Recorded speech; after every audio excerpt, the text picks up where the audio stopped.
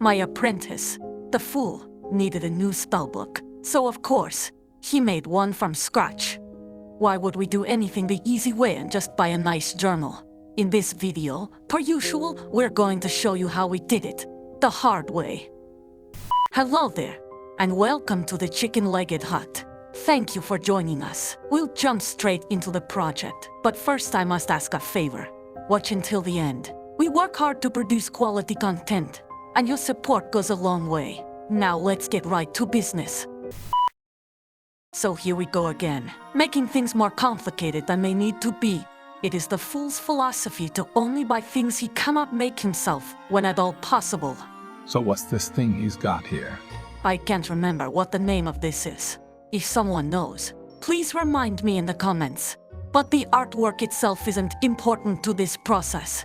What he needs are these two identical frames, which were acquired at a second-hand store on the cheap. Did you see that? He just forgot the glass was there, like a bird. The fool is a bird. Only I get to make fun of my simple son. You watch yourself. Fine, I got you. Loud and clear. Now, you said earlier he prefers making things to buying them. Is that like a cost-saving thing? Almost never. We'll track his spending as we go here just to demonstrate. But especially considering tools and setup, it's usually more expensive to make a single thing than to buy it. And that's not even factoring his time. We'll keep track of that also. So it doesn't save money, and it doesn't save time. So it must result in a higher quality product, right? Well, that depends. What you have to understand is that to the fool, the tools and experience he gains are more valuable than whatever it is he's making. So, is that a no? Sometimes no, sometimes yes. It really varies depending on the project. But at least he learns and gets better. It's simple, guy Matt. If he buys a tool to save himself time, time is money, so the tool is free. Or like if he avoids paying someone to do something he can do himself, he saves as much money as he'd pay someone else. So really, it's like he's getting paid to do it. Dummy, that logic is terrible. Okay, how about this? What if he paid under $5 cash for something months ago, and now he's using those materials to make a thing? Well then, that's basically free. What's your point? No, that's girl Matt's sister. One way or the other, we're justifying spending money because we don't come by it easy. Dummy, please shut up. Where was I? All right, I was trying to explain what the fool is doing. So right now, he's building a decal and mold for making paper. You'll see how they're used later. So is this the decal, or is it the mold?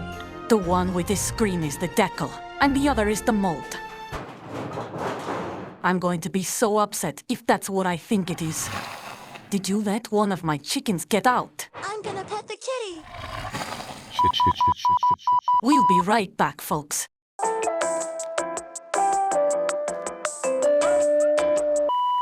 It sure was nice of the fool to stop what he was doing and come help wrangle that monstrosity you call a chicken. You should be grateful you still have all your appendages. And why should he help? You're the one that left the coop open, dummy. How was he so unbothered by that thing? He's just been cutting up paper this whole time. Let me paint you a picture. My students found my half-chicken, half-hag hut wandering the space between dimensions and surrounded by a fence of bones, and asked if they could come in for some tea. Seriously? Don't interrupt me. I'm not finished yet. Guess who answered the door? I thought it was my Uber Eats. So this crazy old witch answers the door hanging upside down from the ceiling. You know how she does, and threatens to put them into a soup. I was hungry, and they were not my Uber Eats driver. How in the f*** would an Uber Eats driver know how to get to us in the first place? Anyway, they come inside, and Donnie is screaming at them to run away. And what do you think they did next? What? Shut up, I told you not to interrupt me. They asked if they could stay and maybe learn some witchcraft if they did some chores around the hut. Now you may speak. So, are they like insane or something? I think they're just too simple to be afraid. I had the editor troll cut the footage out where the fool nearly cut his thumb off with the paper guillotine. But he just didn't react at all. Well, that explains a lot, I suppose. But now I have other questions. I've been here for about 3 months now, right? Short answer, yes. Long answer. Time dilation is a funny thing in extra-dimensional space. Ignoring how concerning that sentence was, I haven't seen you teach them much of anything related to witchcraft. You think these projects are just busy work? I'm teaching them valuable lessons as we speak. Wax on, wax off. Besides, you spend most of the day complaining and watching the Golden Girls with Baba. Those women are a national treasure, but that's beside the point. I'm here to narrate, so help me understand what he's doing and how that relates to any lesson you're teaching him. So you want a lesson yourself, is that right? Okay, lesson 1. A poor craftsman blames his tools. How many times have you seen the fool fix a problem with a hammer? Many. Right? Lesson 2. Learn principles, not recipes. I don't get it. Try to keep up, Mr. Freeman. We're here to entertain, not educate. He's going to soak this paper and fabric scrap for 48 hours, and then grind up some herbs to add to the slurry. Okay, now this looks like witchcraft to me. Duh. So of course, having his literal blood and sweat in the mix also doesn't hurt. I mean, it does hurt the fool, but it might help. And next, an offering must be made. In this case, he sacrificed a couple of blenders. They were absolutely destroyed by the thickness of this forbidden milkshake. Unfortunately, he forgot to fill the second blender, but he did manage to make a good amount of paper pulp before its demise. Now this next part is nothing but trial and error, mostly error. He's filling a basin with water, and then suspending some paper pulp in the water. He wants the water to be mostly clear in his hand, with a few small chunky bits. He uses the molding decal to pull sheets of wet paper from the emulsion, then transfers them to a microfiber cloth. Rather, that's what success would look like. But for our boy here, success was few and far between. He averaged his time spent per sheet to around 10 minutes, and didn't really seem to develop a consistent rhythm for the process. This made for a days-long project on its own. It was a mess that evolved over the course of days, and had to be packed up tight overnight so none of our materials would develop mold. It was an absolute ball ache. I don't remember you cleaning anything. Well, of course not. But watching him do it was exhausting. You know what? I'm just going to keep my thoughts to myself. Good. Now this next step of making the paper took some time as well, but it was a much more passive process. We kept this stack of paper and cloth under a piece of glass to keep them flat, and ventilated them to help them start to dry out. Once the paper could be moved without falling apart, we started replacing the rags daily until the paper was completely dry. Well, mostly dry. Some of the sheets needed some convincing with a heat gun. Finally, we had a tidy little stack of paper. We almost considered making this its own video. But why stop there, when we can make a far more interesting video using the paper for something really cool? What do these wood blocks have to do with it? He's making a tool known as a jig, which will basically just act as a guide for punching holes later. You'll see what I mean. Is this something they make that you can buy? Yes, but I'm actually with him on this one. This ugly-looking jig does what it needs to do. It also won't be very useful in different projects. The other tools he purchased for this, however, will be used for many things. This also means he's got everything he needs to finish the book now, and it gets much easier from here out. He's cutting these sheets into leaves of equal width, leaving a couple of raw edges. He then folds each leaf in half widthwise, or if you prefer, hamburger style. A few of these folded leaves together is called a signature. The pokey thing he's using is called an awl. I know that one. Good job, Mr. Freeman. Go get yourself a cookie from the kitchen.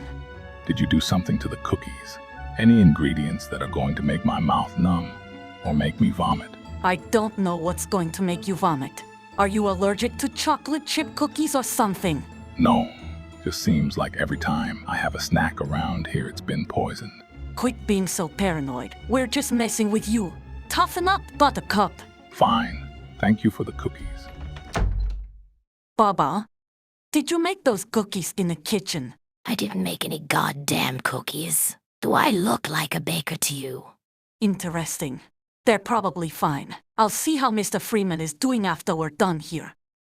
I don't think the fool realized how tough it was going to be to try and cut one of these canvas boards for the covers. I like watching him struggle like a little worm.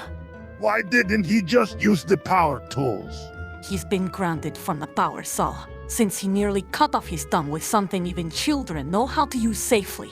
Oh, come on, miss. Look at him. He's so sad. Fine, he can use the saw, but I'm not helping if he hurts himself.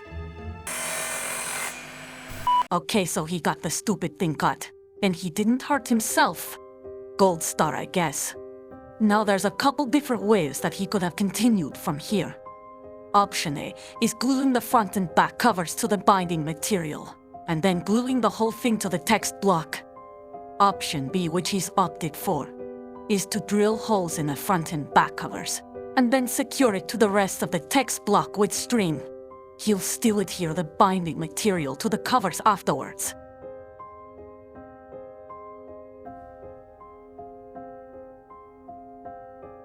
Using a curved needle and some wax thread, he stitches the text block together. This method is called the Coptic stitch. Something about this is just so satisfying to me. This part could totally be one of those videos that just has somebody making a thing with no voiceover and some relaxing music. And yet you're still talking. Right? I'll be quiet so we can do the thing.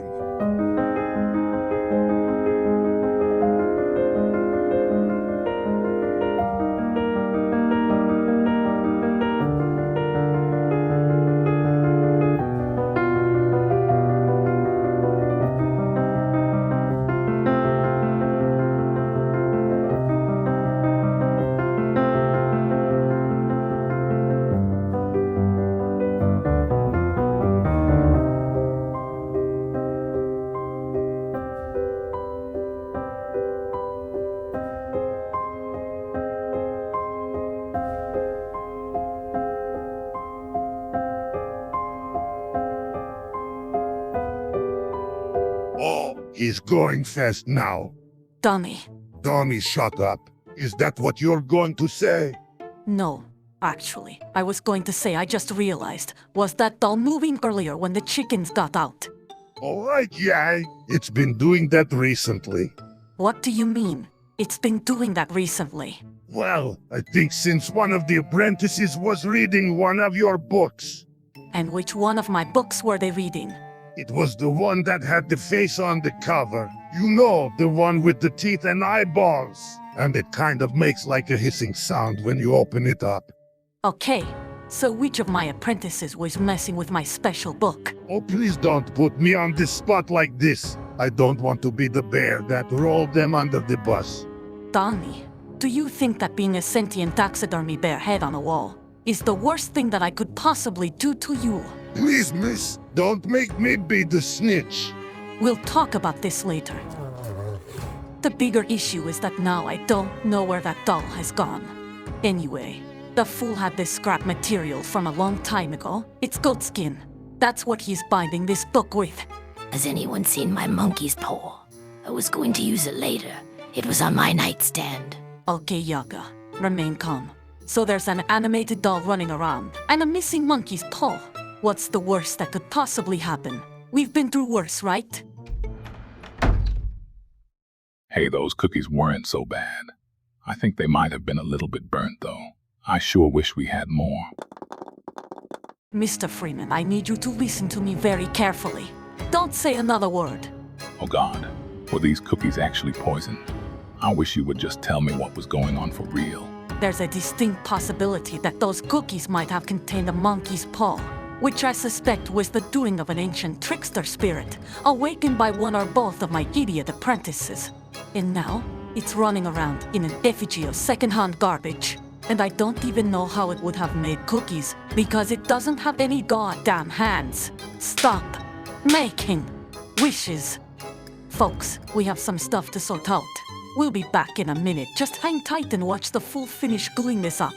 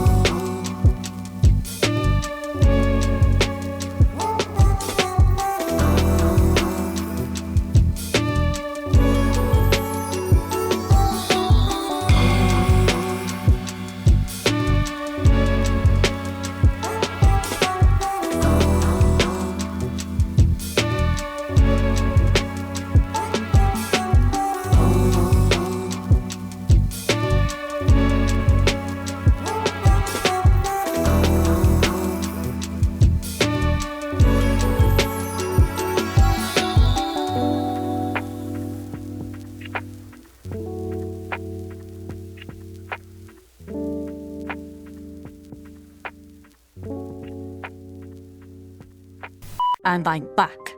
Thank you all for sticking with us to the end. If you enjoyed the video, it would mean the world to us if you would click the like button, leave us a comment, and share it with your friends. And subscribe, or be cursed to have a murder of crows follow you wherever you go, mocking you about your impending doom. And without further ado, the finished Book of Shadows.